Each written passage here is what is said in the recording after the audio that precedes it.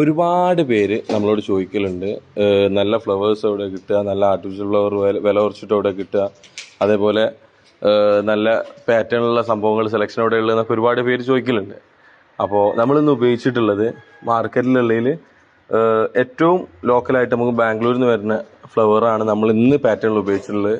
കാരണം ബേസിക്കലി ഇതൊരു budget stage ആണ്. അപ്പോൾ അങ്ങനെ ഒരു ഇമ്പോർട്ടഡ് ആർട്ടിഫിഷ്യൽ ഫ്ലവർ നമ്മൾ ഇതിലേക്ക് അധികം ഉപയോഗിക്കില്ല.